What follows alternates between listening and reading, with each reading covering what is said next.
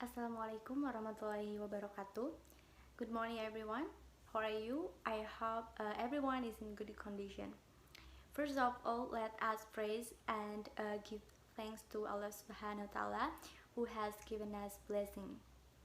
I also thanks to Mr. Fuad who has given us the occasion to present today's material. Before that, let me introduce myself. My name is Resa Anggia Sopa. With my student's number is 2021222019. Here I am as the moderator who will guide today's presentation. Alright, on this occasion I was accompanied by three of my friends. Here they are Sari Lestari with her ID number is 2021220003, Elsa Adawwiyah with her ID number 2021220009, and Harir Hanifah Andarto with her ID number 2021220013. In this presentation, we will explain material about clauses and clause complex. Alright, let's move to the first material that will be delivered by myself. Systemic functional grammar talks about clauses and clause complexes rather than sentences. Why the terms clause and clause complex when most people already know the word sentence? A sentence is a unit of written language. It does not apply to spoken language. People do not speak in sentences. People do speak in message, which is relied grammatically in clauses and clause complexes. Hence, the latter terms are equally applicable to spoken and written language and therefore are preferred. Clause can be defined as a largest grammatical unit.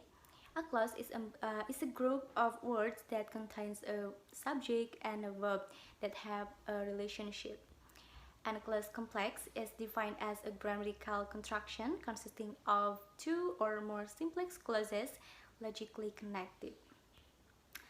For example, here, she likes apples. This is a clause because in this clause have a subject and a predicate. And I love this boy, but he loves that girl. It is a clause complex because they have two clauses. For the first clause is I love this boy, and the second clause is but he loves that girl. And also the last, for example, because she had free time during last holiday, she arranged her house. It is clause complex because there are two clauses here. The first clause is because she had free time during last holiday, and the second clause, she rearranged her house. The clause is divided into two parts, namely minor clause and major clause. A minor clause has no predicator. A minor clause is one that does not necessarily have a main verb in it, but which can be understood as a complete unit of meaning.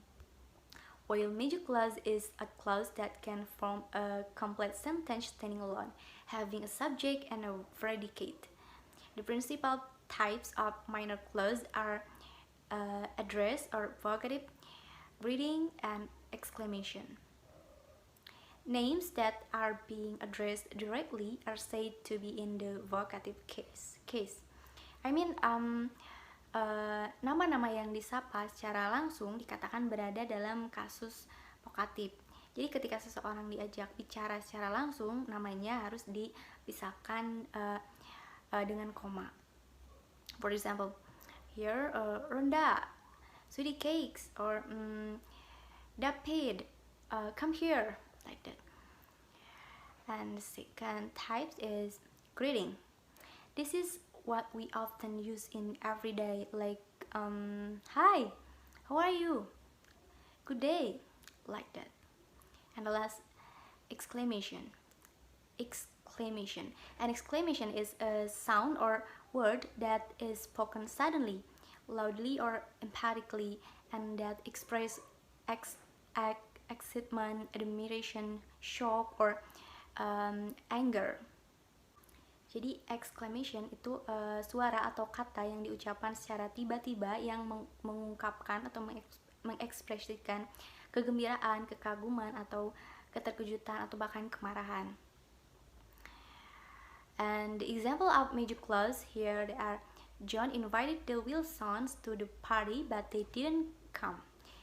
This clause is included in the major clause because in this clause there is a subject and predicate.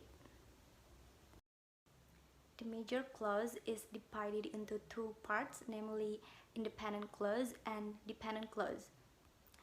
An independent clause is a clause that can stand alone as a complete simple sentence, even though it is usually functioning as part of a larger sentence. For a sentence to be complete, all it needs is a subject and a verb. While a dependent clause, in contrast, dependent clause can stand alone, or does not form a simple sentence by itself.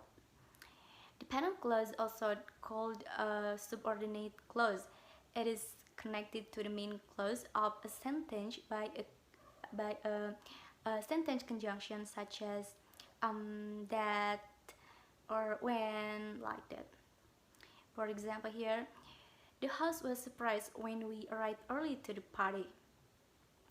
The house was surprised is an independent clause because this clause can stand alone.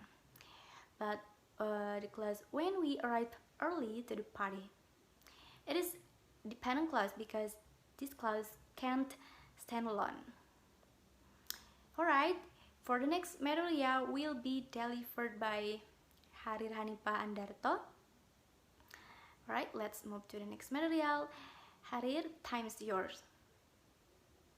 Thanks to moderator for giving me the opportunity to deliver the next material. But before that, let me introduce myself first. My name is Harir Hanifah Andarto with my ID number 20212201 and 3. The first material that I will deliver is still about independent clause. So in independent clauses, we have to see non-elliptical versus elliptical. Elliptical clauses have bits ellipsed, that is left out, but these bits are recoverable from the accompanying text. So if you remember, we have been introduced to ellipses or elliptical constructions in traditional grammar. Ellipsis is the omission of elements which are precisely recoverable from the linguistic or situational context. It is the omission of one or more words that are obviously understood, but that must be supplied to make a construction grammatically complete. For instance, it is called elliptical if there is something omitted in that clause because it has been covered from accompanying text. For further understanding, let's take a look to this example.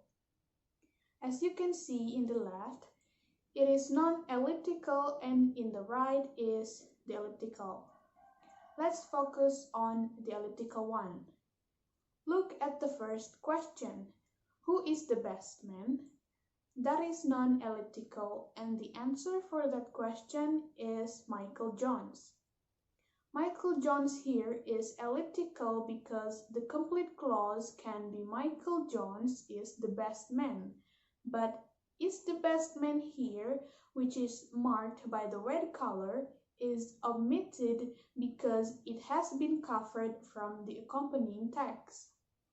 Jadi di sini Michael Jones adalah elliptical karena complete clause-nya adalah Michael Jones is the best man, tapi is the best man yang bertanda merah di sini dihilangkan karena maksud dari klausa ini sudah tercakup dari teks yang menyertainya, yaitu dari pertanyaan sebelumnya.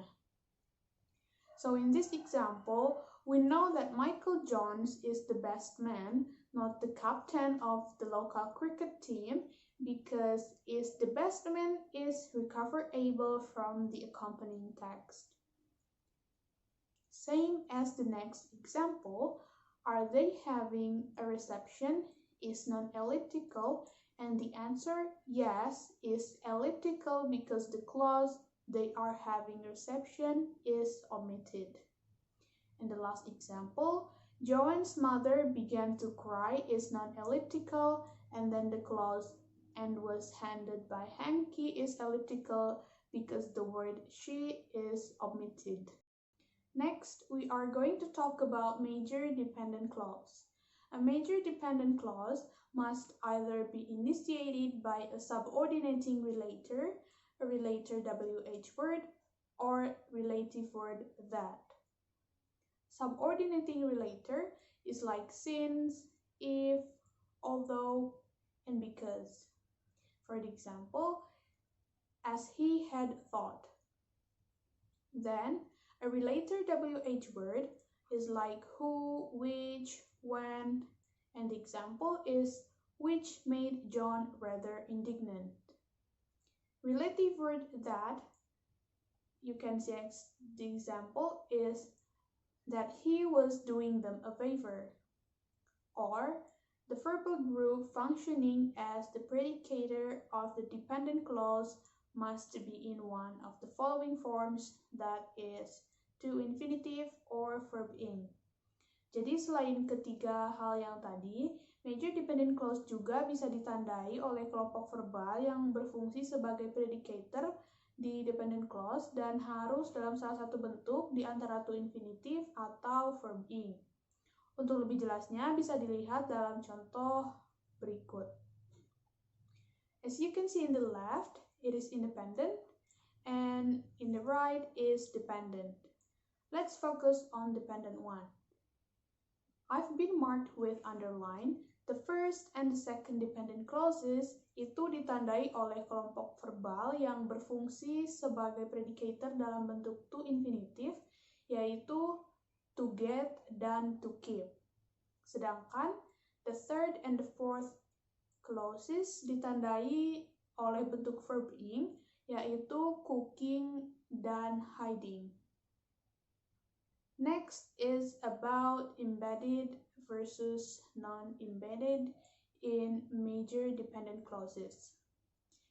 Here, embedding is mechanism whereby an element, in our case a clause, comes to a function within a structure of a group which itself is a constituent of a clause.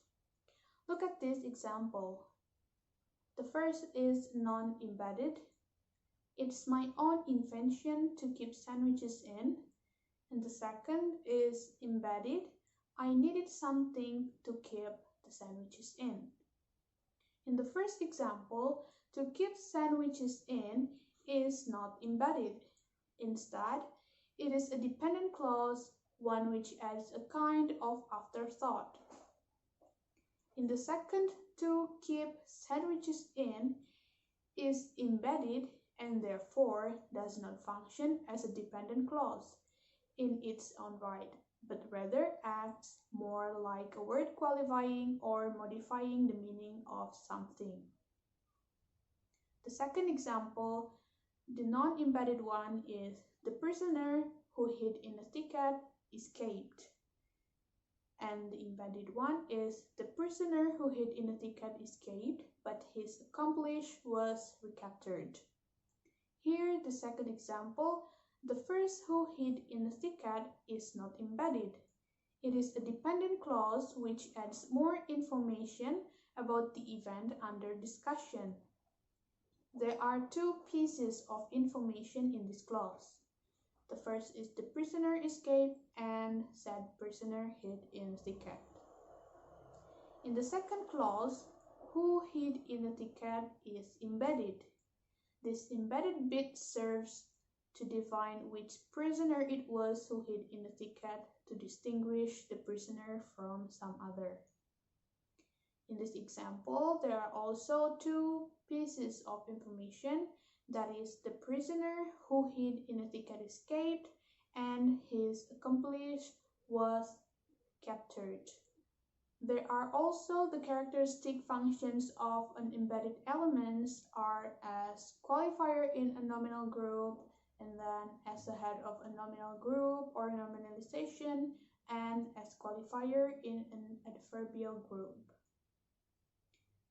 That's all the material that I can explain. I give it back to the moderator. Alright, thank you Harir for the great explanation.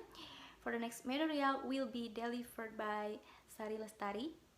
Sari, time is yours. Thanks moderators for giving me time to deliver these materials. In here, I would like to describe about clause complexes, especially expansion. A clause considered from the viewpoint of transitivity, mood, theme, rhyme. It is multivariate structure, that is one made up of units of different rank. A clause complex, on the other hand, is a univariate structure, or one made up of units of the same rank. A clause complex is comprised of two or more clauses logically connected. Or put another way, a clause complex is a sequence of clauses which are logically connected. Clauses can be combined through one of two logico-semantic relations. There are expansion or projections. Expansion links processes by providing additional information. It involves three types of relationship. There are elaboration, extension, and enhancement. Let's to the first point, elaboration. This involves four relationships. The first one is specifying in greater detail, second restatement, third exemplification, and the last comment. The types of logical relationship conferred under elaboration are the thesis, example, and namely type. Elaboration is shown through the sign equal. For example, I think I'm under a lot of stress. I'm dizzy and have trouble sleeping. In this sentence, this person is actually explaining more about how the stress affects them. So, the clause I'm dizzy and have trouble sleeping is basically to clarification on the stress. Same as the second example sentence. Barry Jackwell may be the world's best living horn player. He is very talented. So, the clause he is very talented is basically to clarification the world's best living horn player. In each case above, the second clause is a sort of paraphrase or afterthought of the first. You can think of elaboration as that is to say, relationship. The second point is extension. This extends the meaning of one clause by adding something new. It involves and, but, and or type relationship and is marked by a plus sign. For example, I play a French horn and my sister plays a bow. I like milk, but my sister prefers coffee. I could practice this evening, or I could lazily watch TV. In each of the cases, the second clause adds new, but more related meaning to the first. You could think of extension as the moreover or furthermore relationships. And the last point is enhancement. This involves circumstantial relationships, where the circumstantial information is coded as new clause rather than within a clause.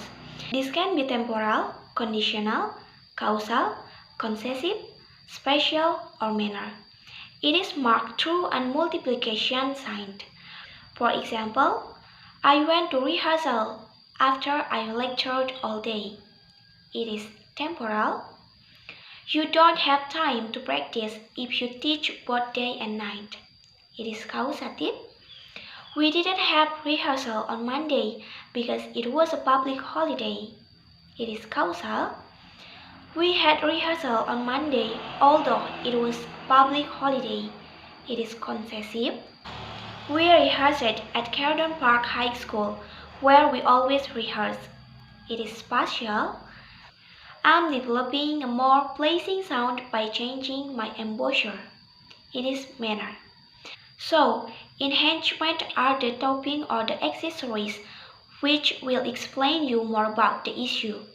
So, basically, enhancement is to give additional information that has something to do with place, with time, with condition, or with reasons. Lastly, The point of clause complexes, especially in expansion, we can conclude in short that elaboration, which is marked by equal sign, it is giving specific information or specify what is stated before. Next, extensions, which is marked by plus sign, extension about additional information to the previous one to the previous clause. And the last, enhancement, which is marked by true and multiplication sign. It is giving circumstantial information such as why, when, or how, something like that. That's all I can describe about these materials. Back to the moderator. Alright, thank you Sari for the explanation. For the last material will be delivered by Elsa. Elsa, time is yours. Alright, thank you to the moderator who has allowed me to present the material. Let me introduce myself. My name is Elsa Adawwiyah, and my student's number is 2021-22009. At this moment, I will continue the material about the logico-semantic and taxis. As the previous presenter explained, that the logico-semantic is divided into two. That is the expansion and the projection. And now, I will continue explaining about the last one, that is projection. The projection consists of two things, that is the wordings or locution, which deals with whatever it is you say, and meanings or idea, which deals with whatever it is you think about. A projected wording is marked with a double quotation mark, and a projected idea is marked with a single quotation mark. We can also project propositions or information, or proposal, or goods and services. Projection occurs through mental and verbal processes. For example, the conductor said, double quotation mark, the next concert is in July. There is the word the conductor said. That is the verbal locution. Now, in the next sentence, the mental, I thought single quotation mark that the next concert was to be in July. I don't want single quotation mark to play in a brass band. In conclusion, mental processes of perception such as see, hear, do not project, but mental processes of cognition, think, remember, consider, as in the sentence number 1, can project proportions. And mental processes of reaction, such as want, desire, as in the sentence number 2, can project proposals. And then move on to the last material, that is taxis. Expansion and projection combine with systems of interdependency or taxis to make up the systems for joining clauses in English. Taxis refers to the dependency status of the clauses in a clause complex. Taxis is divided into two. That is the parataxis and the hypotaxis. The parataxis or the compound sentence is combined using the conjunction for, and, nor, but, or, yet, so, or what we call as the fanboys. The hypotaxis, on the other hand, using the subordinating conjunction such as although, when, because, etc. In parataxis, we refer to clauses as being initiating or continuing. Clauses are marked by numbers such as 1, 2, 3, and so on. In hypotaxis, we refer to clauses as being either dominant or dependent. Status is marked through Greek letters. Alpha marks the letter A marks the dominant clause or main clause, and clauses are marked by alpha, beta, gamma, and so on. It is important to note that the alpha or dominant clause or main clause doesn't necessarily come first in the clause complex. Jadi, dalam parataksis, klausanya hanya ada main clause atau klausa yang bisa berdiri sendiri. Dan klausanya ditandai oleh nomor seperti 1, 2, 3, dan seterusnya. Sedangkan dalam hypotaksis ada dua klausa, yaitu dependent clause dan independent clause. Dan setiap klausanya ditandai oleh Greek letters seperti alpha, beta, dan gamma. Dan yang membedakan dari parataksis, karena ada dua klausa, jadi main clause selalu ditandai oleh alpha dan tidak bisa ditandai oleh beta, gamma, atau yang lainnya. Jadi bisa kita simpulkan seperti yang ada pada kotak bahwa taksis is divided into two. That is parataksis, it is using numbers, and hypotaksis, it is using Greek letters. And then logico-semantic relation also divided into two. That is expansion. There is elaboration. It is using equal, extension using plus, and enhancement using x. And then projection, there is locution. It is using a double quotation mark, and the idea, it is using a single quotation mark. So let's see the projection first. If the sentence is direct speech, it is parataksis. For example, I said, it is number 1, because parataksis using numbers. I can do this assignment. It is number 2, and use a double quotation mark, because said is locution. It is verbal. I thought is number 1. I can do this assignment. It is number 2, and use a single quotation mark, because thought is idea. It is mental. If the sentence is indirect speech, it is hypotaksis. For example, I said, it is alpha, because hypotaksis using Greek letters. That I couldn't do this assignment. It is beta, and use a double quotation mark, because said is locution. I thought is alpha, that I couldn't do this assignment, is beta, and use a single quotation mark, because thought is idea. It is mental of cognition, and it can project proportion, same as I decided is alpha, to do the assignment is beta, and use a single quotation mark.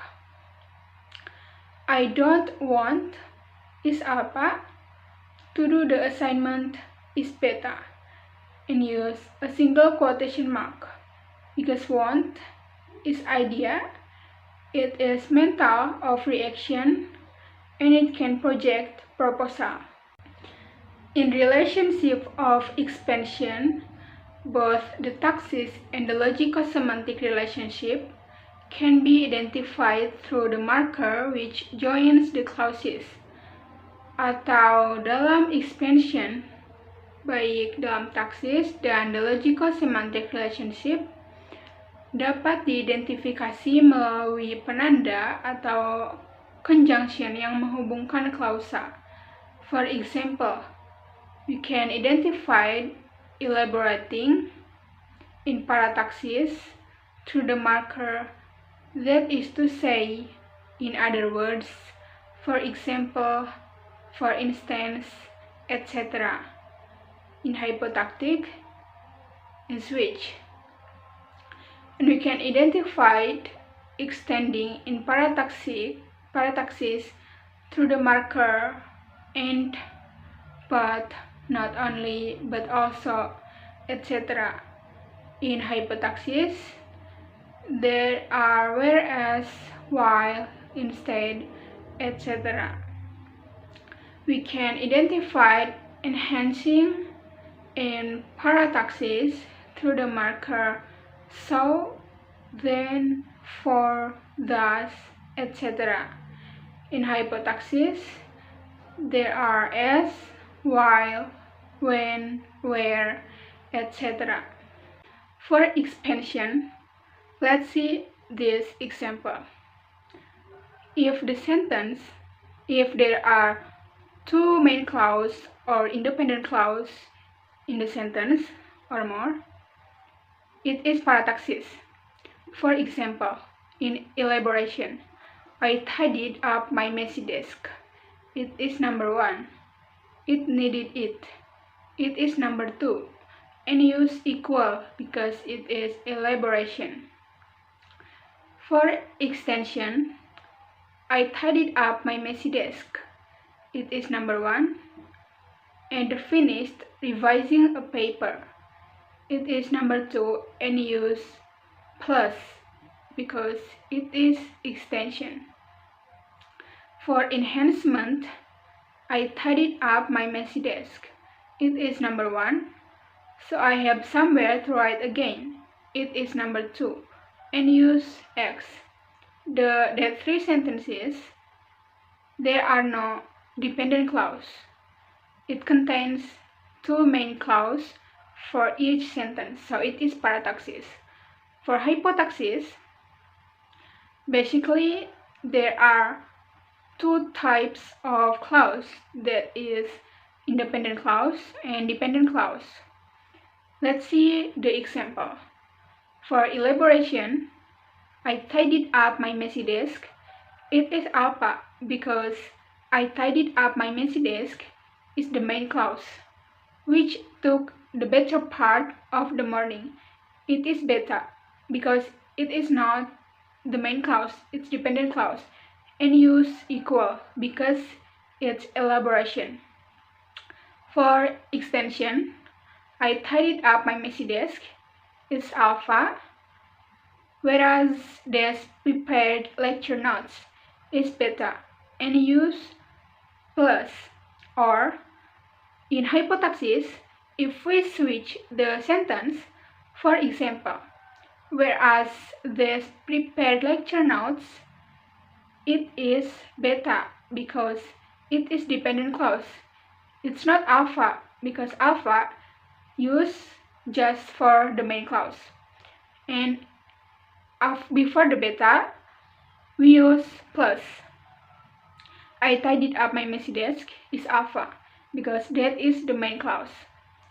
Same as for enhancement, I tidied up my messy desk is alpha because I couldn't find the meeting agenda is beta and use X for enhancement. Or if we switch the sentence, because I couldn't find the meeting agenda is still the beta and use X. I tidied up my messy desk is alpha. I think that's all from me. Back to the moderator. Alright, thanks Elsa Liza for the explanation. From the explanations, we can conclude that a clause is a group of words that contains a subject and a verb that have a relationship. And a clause complex is a defined grammatical construction consisting of 2 or more simplex clauses logically connected.